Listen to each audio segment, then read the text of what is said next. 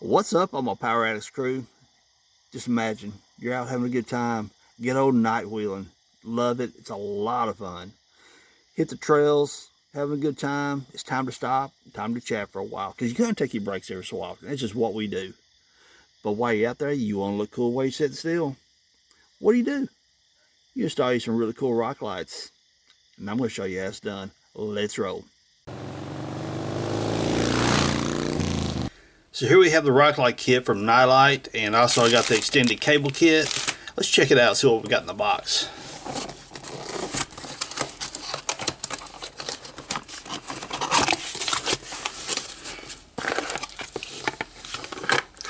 We got the Bluetooth controller. These go after all your different lightings, I'm sure. And those plug in, which you'll see this later in the install. Screw that in. If you need help, scan the QR code.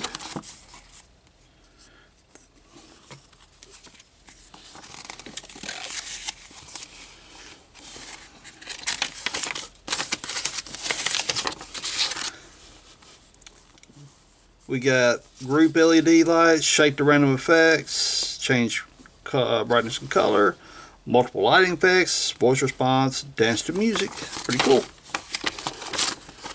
And of course we got the directions on how to set everything up. And we got childproof boxes apparently. There we go. I got it. I get there. There's our little LED modules.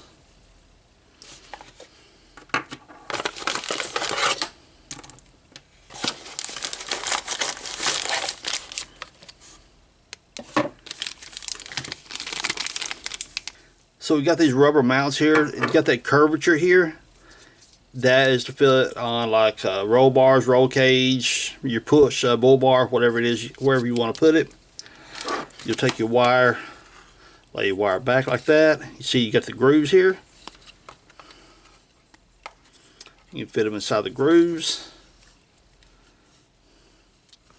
And we've got the included hardware inside the bag here.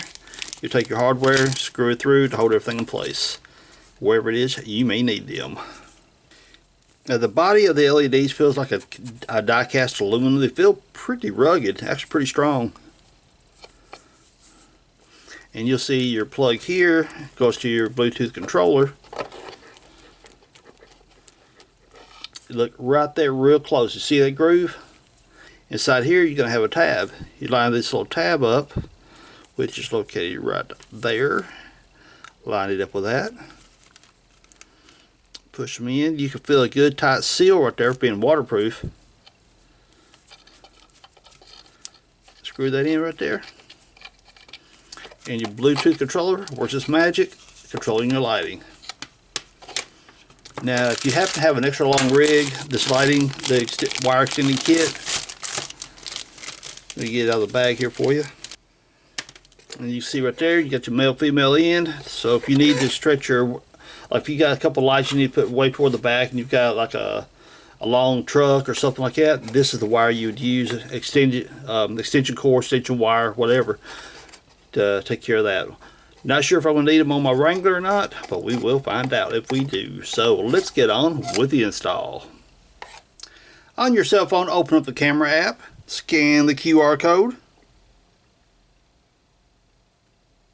It pops up asking for a web page. You touch that, open it up. It asks you if you want to do Android or Google Play, or if you have iPhone, it'll pop that open as well. Download. Download anyway. It says Happy Lighting APK. Well, APK is an Android file. And it's about done. Download complete.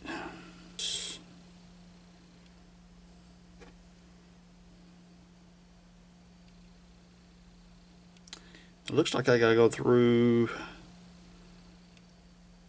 alter my security settings to put that in.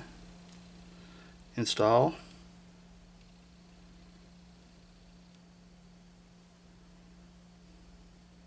App installed. Open. Agree to the Privacy policy is open, safe to open. My antivirus scanned the app and said, hey, we're good to go. Let's see, only while using this app is what I prefer. Turn on Bluetooth, allow. Now, it should be Bluetooth linked to this right here, but I do not have power to this right now. Over to the side here, I have my little 12-volt power source I set up on my desktop. We turn it on. Ooh, we got light. Keep from freaking the camera out. Let me turn it over to the side a little bit. Turn the intensity down. Turn it back up. Go all red, green, blue, yellow. We'll call it, there we go. We'll call it, man, fuchsia, whatever. Pretty cool, liking it.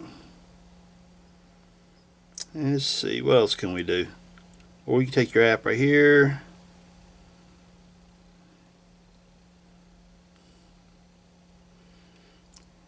All the different colors. They're RGB, so you can pick out any color in the spectrum that they run. So first of all, let's talk about placement. I have the 8 light system. My plan is one here, one passenger side, one the middle of the rear, middle of the front, wheel well, of course on the passenger side same as well. But some people will put a pair here, a pair on the passenger side, a pair up front, a pair in back. Totally up to you how you want to play this. Now putting one right here, just back to my receiver hitch, let me show you what's up. So you see right here, I've got my holes kind of pre-drilled, and what I did was I took my pad here, set it up there, marked my centers, then I started drilling. Now bear in mind you're going through two layers of metal here, and you see my rig has had its day, been dragged across rock and stuff, so I've kind of beat this right here in a little bit. So it's kind of layered, so what I'm going to do is take this one right here, drill it a little bit bigger for a clearance hole for the threads to go through, then allow the threads to bite into this. Now one thing I want to express very, very much so, for those of you who don't know, this skid plate right here is actually the bottom of your gas tank as well. Right there, if you see it between there, see that plastic? That's actually your gas tank. Don't even think about trying to mount to the bottom of this. You'll put your screws right to the bottom of the gas tank and you'll have problems. I know some of you are going to say, you know, that's kind of elementary, but for those people out there who've never worked on vehicles, Jeeps, whatever, pay attention to that. That's the bottom of your gas tank. So if you're in this lip right here, you're actually into the body lip bumper here, which is the cross brace between the frame and over here. It ties it all together. Your skid plate mounts to the bottom of that, so you're good to go going in between this layers right here, because you're not going to get into your skid plate, into your tank. Now in the event you ever got to drop your tank, you can be using these bolts right here. You have to take out your rock light first, but that's okay, as long as you don't put a hole in your tank. Okay, I've got that one mounted up with the self-tapping screws, and just so you, a little piece of information for everybody, I stretched the cable out right here, took a tape measure, measured it from the foot of the light to the end, 9.5 feet long. Now here at the front of the Jeep, roll, take your wire, feed it through there. Take the end of your wire, you'll feed it through your pad, through that hole right there. Feed it up through that hole, drop it back down, and run it to where your switch pod is. Now the reason I recommend right there is, say for instance you're out wheeling or whatever, your front bumper is going to catch right here, but this right here, the light will tuck up inside there, and you're less likely to damage your light whenever if you're dragging across a rock or something like that. Now depending on how your bumper's configurations and stuff like that, your install could be different, but that's what I'm recommending for my particular install. So I drilled my pilot holes right there for my self-tapping screws. Self-tapping screws cut their own threads, as you can see here. Got the little drill bit end on them, but oftentimes it's thicker metal like this, they're so hard to drill that you need to get you a bit just a little bit smaller than your self-tapper. Therefore, your new threads have an easier way to cut into the hole right there. So, alright, let me get this mounted up and we'll install the side ones. Now you see there we got the light mounted. This covers it real well. Hopefully you don't get a rock up the corner or something like that, get up and gouge it. And one thing you want to be very careful of when you drill your pilot hole and put your self-tapping screws in, you see right there's the end of my screw. Be sure to hit your brake line because that is your front brake line. So be very careful as you run your screws up through there or drill bit, whatever it is you got to do. Just be careful. That's your front brake line. Now the self-tapping screws I'm using is the Pan Phillips head, number 8 by 1 inch, and they are the perfect length to make it all the way through this, but have just enough thread sticking out the other side to bite into the metal and provide a good mount. But they're not so long that you're going to be like on the side here when we mount them on the side through here. If they're too long, they'll come up through your floorboard.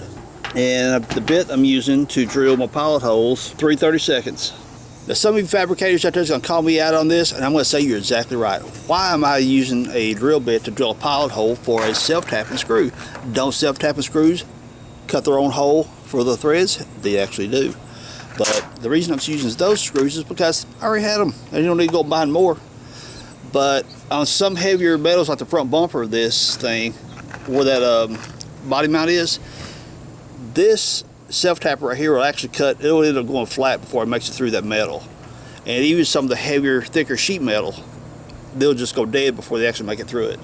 So to make it quick and easy, you know, these are here making a quick little pilot hole and they drive right on in, no problem. So let's look at our options for mounting on the side. And what you want to look at under here is where have I got one layer of sheet metal or where do I have multiple layers of sheet metal. In this case, your body mount going up inside here, you got a threads up inside here that it mounts into. Does not go through the floorboard because your step down is right along in here. Right here, this area right here, this is single layer. Why? Because right there's my floor mat. So you got one layer of metal. If you was to put them along through here someplace, you're going to drill all the way through and, you know, use a hex key, wrench, whatever to use that screws that came with the lights. And something down here to hold them in place. But here's the kicker. If you mount them out this way, out on this outer edge, if you're out wheeling and you get pretty close to some rocks, and it depends on what kind of wheeling you do. If you just do trail rides, smooth, flat trail rides, you're not going to really have a problem. But if you get to a lot of rocks and stuff, you get out here wide, you're subject to dragging rock right along your floor pan here and eat your lights up. So you want to kind of tuck them in closer to the frame rail to where your body mounts here and your frame rail will protect your lights and not eat them up too bad. So if you go inside here, you got single layer sheet metal because right there's my floorboard and there's my floor mat right there. So again, going all the way through your floor pan to put your screws. You don't want to put your sheet metal screws or self-tappers because then you got a pointy thing sticking up through there to stab your foot in. Bad idea. So what is our option? Oh my goodness, this rack our brain. Well, you probably could mount one right along here because this was somewhat protected, but still you can tuck in a little bit. You know, a rock can tuck in a little bit and hit it. So, think about this. Ponder, ponder, ponder. Right here. Yes. Because right there is a nut for a seat mount. Right there. So you can mount like right along here. That's got to tuck it in close to the frame rail to protect your lighting if you're out doing some heavy hardcore wheeling. And you got 2 layers of sheet metal, so when our self-tapping screw or sheet metal screws, whatever you're using, goes up inside there, it's not going to poke all the way through the floorboard and risk cutting your feet or anything or any pastures you get inside there. Or in this case, this is going to be underneath the seat. You stick your hand underneath there, risk cutting your hand. So self-tapping screws on this right here will be about perfect. So that's where I'm going to mount them, both this side and it's identical on the pasture side. So let's get that done. Now you see right there where I drilled the holes for the sheet metal screws. You only go through that one layer. And I know that sounds elementary to some people, but don't get crazy when you drill bit. Okay, now I'm through this layer, let's go through the next layer, because the next layer above that is your floorboard. So just go through this one layer right here, and your sheet metal screws will tap into that, and you'll be good to go. So let's get this baby mounted. Now the next location, let's start on the wheel wells. Now you see on this fender here, I marked my centers 2 different ways. I took the pad on this one right here, I set it up there, I used an awl, AWL, if that's how you say it right, awl, or maybe my country coming through, but stuck it through there, a little sharp pointy tool, stuck it through there and scratched it right there and right there, which showed me where my centers were there. But then I decided, hey, wait a minute, I'm going to move this up a little bit higher. So what I did here, I brought that up here, and just took my drill bit, put it in place, And delicate right there is us pressing in, which marked my centers there and there. Then we completed drilling the holes on through.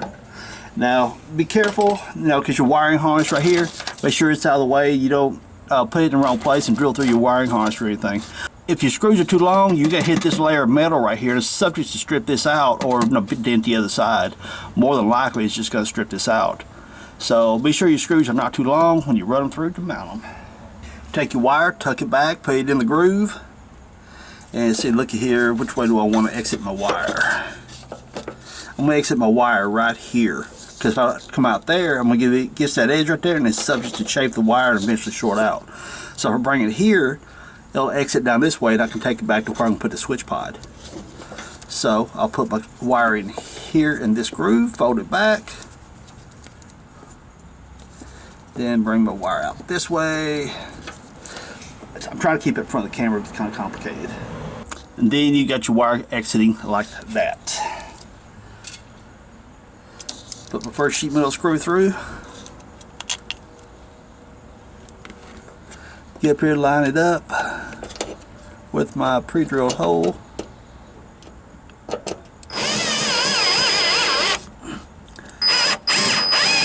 Okay, that one started. Don't tighten them up till you get both screws started. So we got that one all mounted up. And one thing I want to point out is that whenever you're putting screws, if you're using a drill driver like I am, run them in until the threads get a good bite by the drill, but don't do your final tightening with the drill, because oftentimes you may accidentally strip this out or break the head off the screw or something like that. So do your final tightening with the screwdriver. So now let's get started on the rear wheel wells. I went ahead and pulled my tonneau cover back so I could get to the upper part of my fenders. You can see here where I used to have a ammo box mounted to the top right here for like a storage compartment, armrest.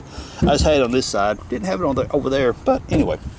So what I'm thinking is I'm putting the light about middle of the tire. It'll fall about right along in here. So my bolts will come through the fender here. But what you got to deal with is, for those of you who still have your stock inner liners, and mine are rotten because that plastic right there is just chipping away.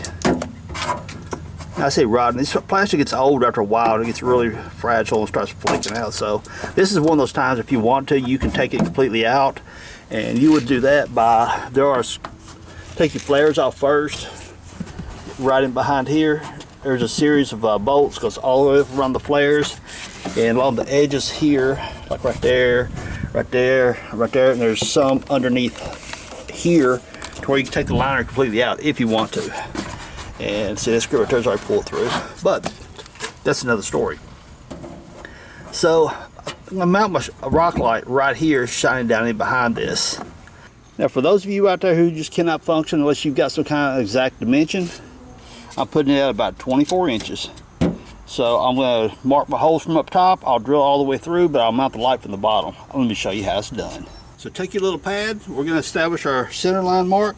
That hole right there, I'm going to put it right there where that 24-inch marker was. Put it between these two ribs here. And take your drill bit. Just come right in on top of it right here. Mark this center. We're going to mark this center. And right there, right there. So first of all, I'm going to go ahead and pre-drill this hole, this size.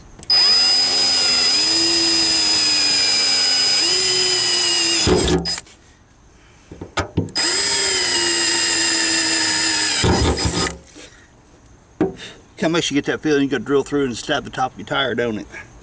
Alright, but here's the deal. Those holes are too small. So we put our little drill bit set here, and I'm actually going to use the hardware, the kit that came with the lights. So let's look at 9/64. No, let's go a little bigger now. About 3/16 will definitely do it. Yeah, we're going to go with a 3/16 bit on this one.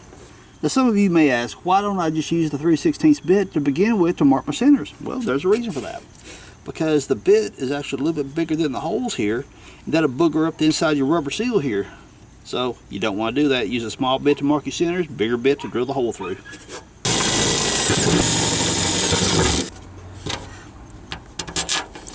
Look at yonder.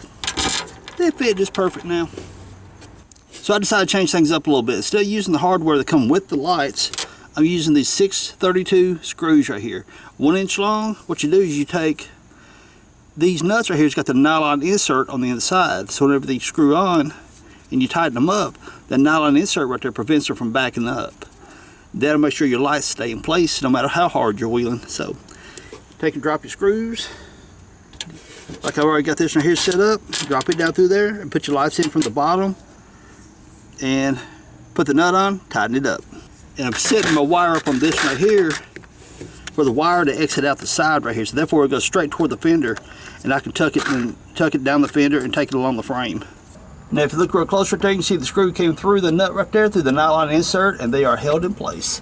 So at this point, I believe I can actually take my wire, tuck it in behind the fender liner and take it down that way. But if you don't have fender liners, you're going to figure out some way to fix the wire to your fender right there. You can always take like those wire holder loops and put you various screws, you know, maybe like one in that corner and one right down here to hold it in place. But since I've still got my liner in place, I'm going to tuck it in behind it to keep from the tire getting into it. Now somebody may ask, hey, can I take sheet metal screws or wood screws and screw it straight to the liner? Well, I guess technically you could, but here's the problem with that. That plastic, if it's anything like mine, how weak and flimsy it is and it's breaking apart, it's not going to hold the screws. So eventually those screws will work out and your rock light will fall down. Where's it going to go? Right to the tire.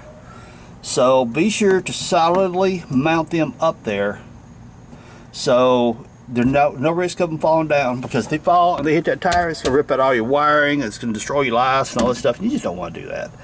So mount them solid. So let me show y'all what's up. Drill my holes right there, and let's see, I pushed up right there to see, hey, can I actually mount that to that, or not have to do this? And yes, this thing's all busted. It ain't gonna happen. So odds are you're going to get in here and cut you out a hole for those things to shine through, because look how rotten that one is. I might as well just take these things on out. Should be pretty easy apparently.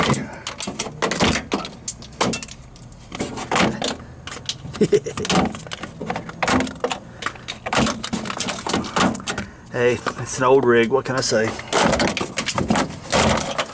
That thing's just crumbling out of there.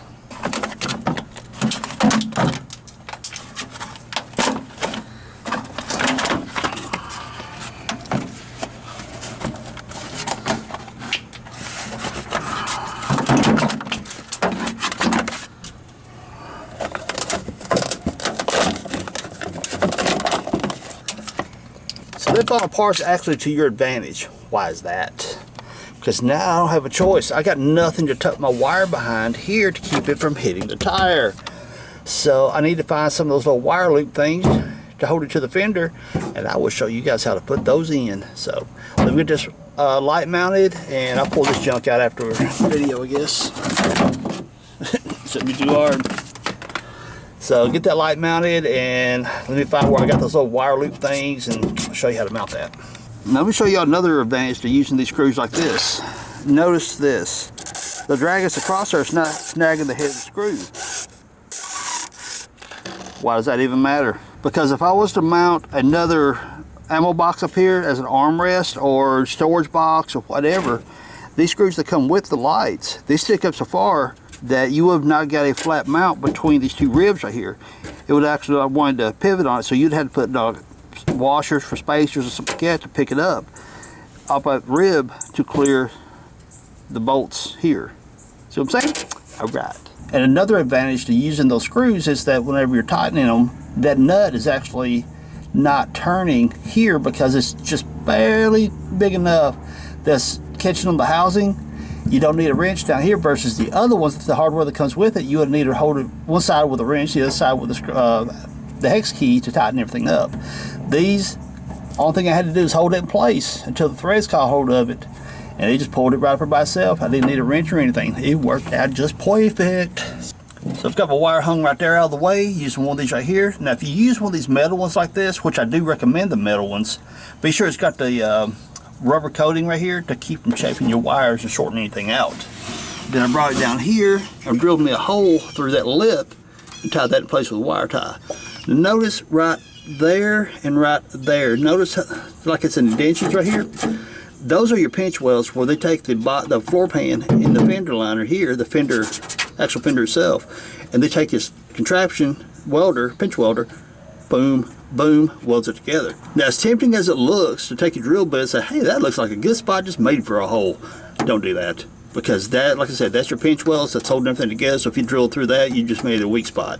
So just pick a random spot back here out of the way that's moving forward as much as possible to drill through, run your wire tie. Just be sure it's not through a pinch weld. At this point, I'm going to figure out where to run it under the body and figure out where am I going to put my switch pod. If you look at your connectors really close, you can see the arrows right there.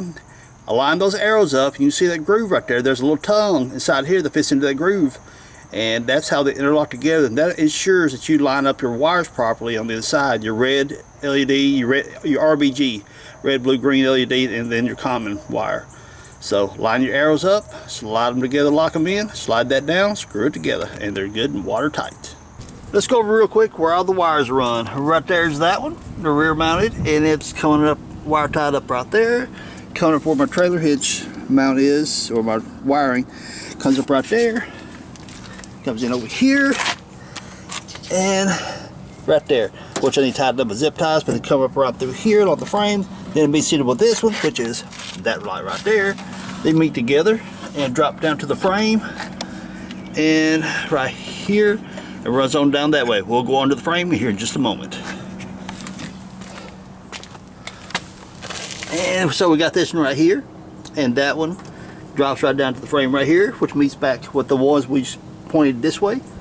Now what you're looking at here is the driver's side rear fender, where the wires come down there, where I pointed out to you a moment ago. It comes down, ties onto your fuel, brake lines. This right here is all your fuel, pressure line, return lines, and your brake lines. Comes back right here, and it's just zip tied all the way down the frame, heading down to the Bluetooth controller.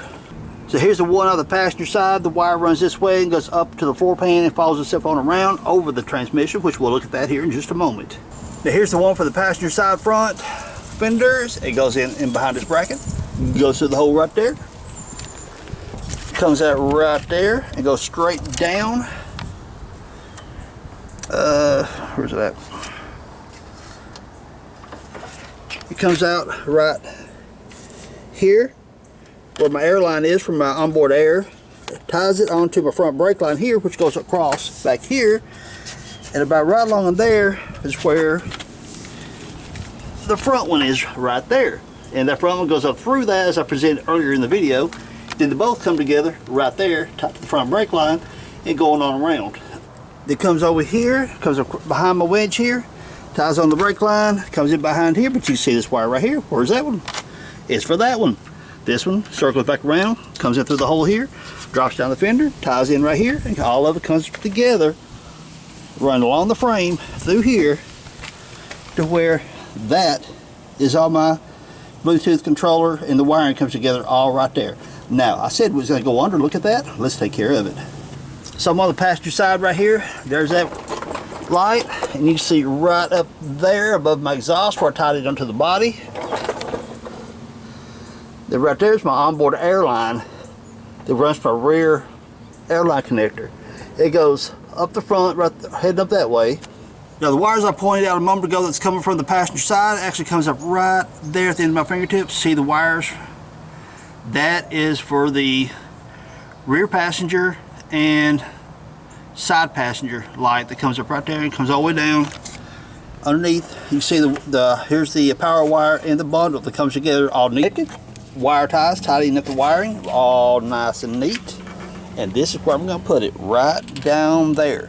Now, all you YJ owners, this right here is where your windshield wiper tank goes. You got one bolt right here.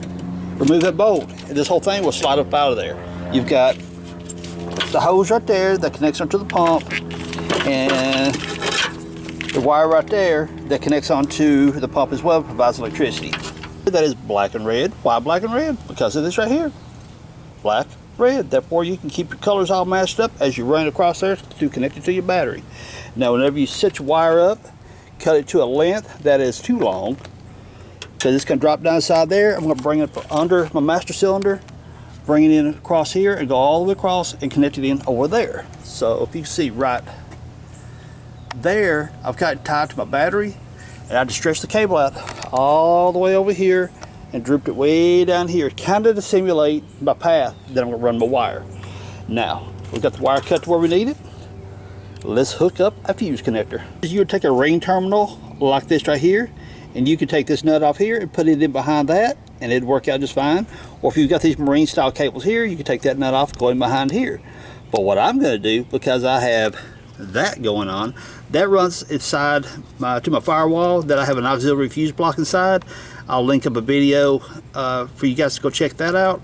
But what I'm going to do is right inside here, you see there's an Allen head set screw right there. I'm going to loosen that Allen head set screw, stick my fuse connector back inside there. The end of this wire will go back up inside there, and I'll tighten that down, and that'll minimize all my connections here on the cable clamp and won't look so craziness. Take your wire, they're bonded together. That's the reason they call it a two conductor bonded wire. Take your fingernails, if you just kind of hit it right there and just kind of twist, you can tear it bonding apart and just split it like that. Now remember, red is going to be your hot cable. Strip it back about 3/8 of an inch. The fuse holder comes pre-stripped, but it's only about 1/4 inch. We need about 3/8 of an inch to get proper engagement up inside the wire connector. Now these butt connectors I'm using here, they have heat shrink right here, which is a very good thing. What you do is you feed this, give it a little twist so all your wires get up inside there real well. Take your connector as you're pushing it on, when it gets to the edge of that metal, twist it like this. Therefore it gets a good engagement up inside the butt connector. Then take your crimpers,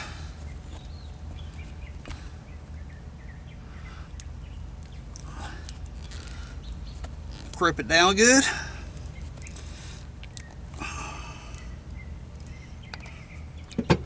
And once you get that done, we need to connect the red wire to this side. We want to heat shrink this right here. So what we're going to do is take our little torch here,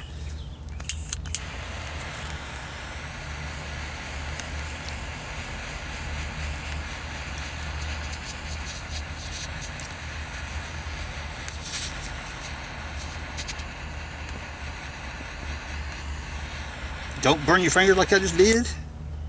Ta-da! If you see, the wire comes out of here and comes over to my hot battery post. And like I said a moment ago, if you just want to put a ring terminal over top of one, like the nut here or behind the nut here, if you're using this style of clamp, that'll be just fine. But it'd be just simple for me to put one behind that and not have to stack so much stuff up on top of a clamp.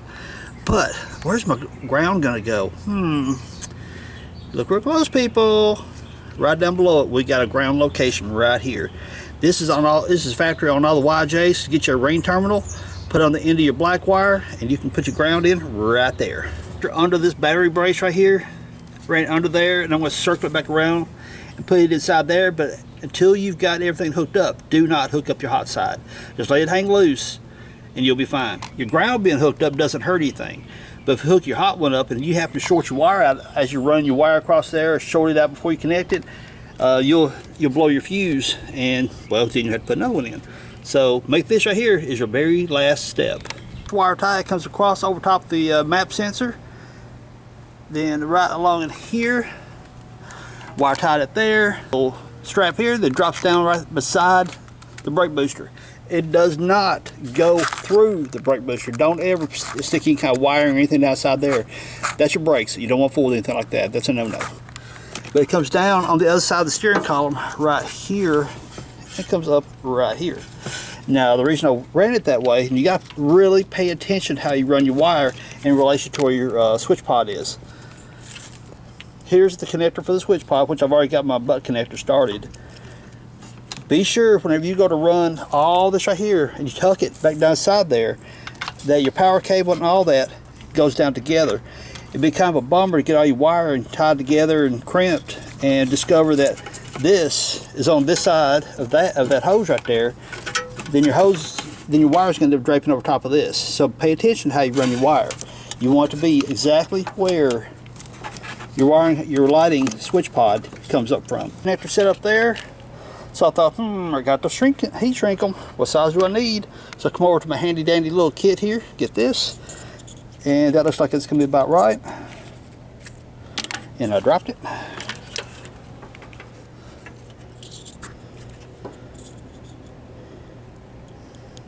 It sure does, sits right over top of it.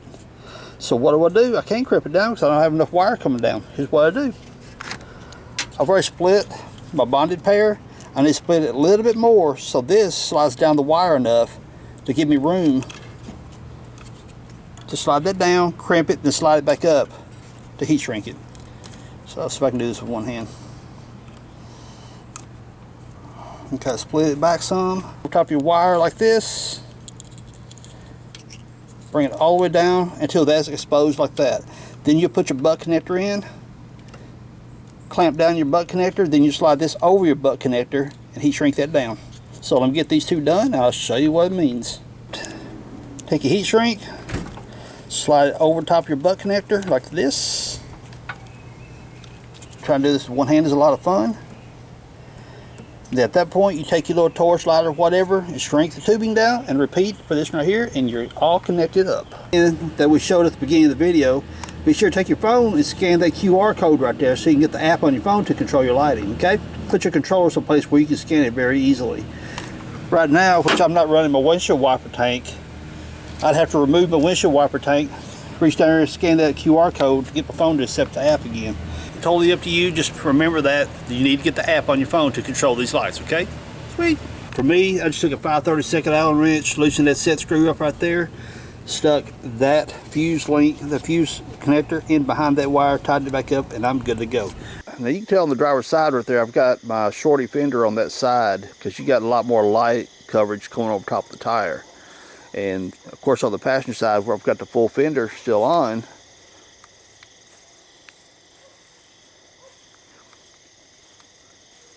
take a walk over here where I've got the LED up inside that front fender.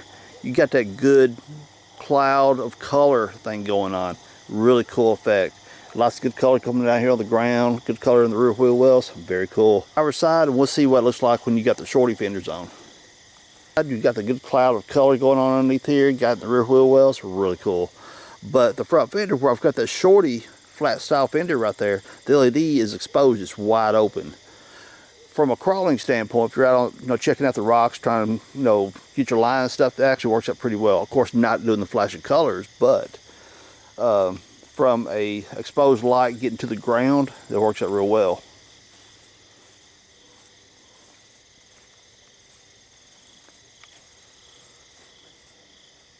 Rear shot.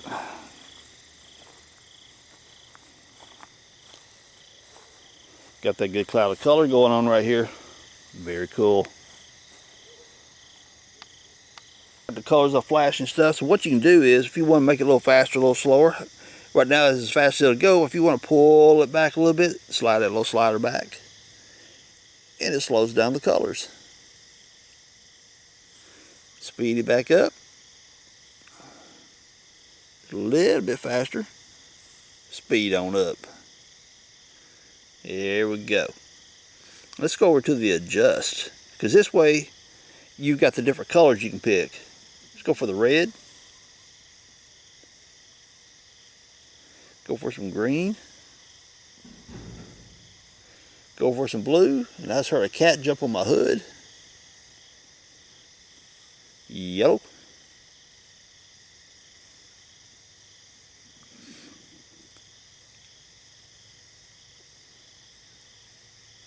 With all your colors and such, you can come over here and hit the where it says RGB. That means red, green, blue, and that's the LEDs that you're working with, the color of the LEDs.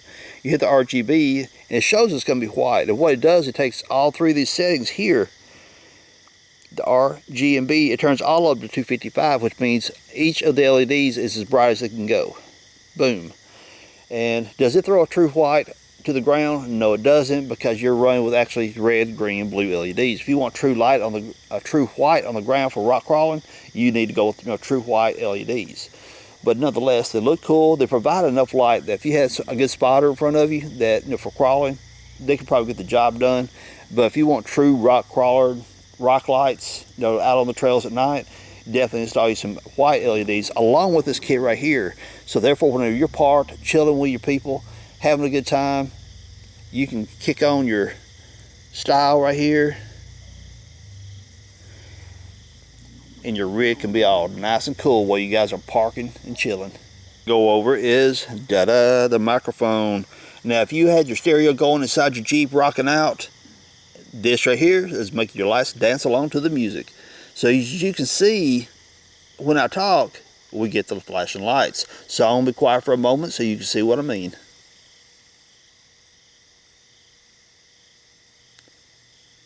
Let's talk about it again. See? That's pretty cool. So if you have some jams going on inside your Jeep, you get the lights flashing along with it, that'd be pretty cool. Alright, my Power Ass crew, hope you guys enjoyed that video, and I also hope you learned a little something about how to put rock lights in a YJ. Now, if you're doing a TJ, JK, or something like that, it can be a little bit different as to where you're going to put your wire, where you're going to tie in your power from, where you're going to put your Bluetooth controller and all that kind of stuff, your switch pod. So, depending on what kind of Jeep you got, it can be a little bit different. But nonetheless, the procedure for hooking up the lights to the Bluetooth switch pod, it's all the same. It's all where you run your wires and where you tie everything at and where you put the bundle together whenever you're done installing it. Make sense? Gotcha. Now, I'd like to say thank you for Nilight for sending these lights out to me to give them a try and to set them up on my Jeep. And if you Power Ass crew, if you guys enjoyed this video, thumbs up, subscribe if you haven't, leave cool comments down below. Appreciate you hanging out. Peace. Later, y'all.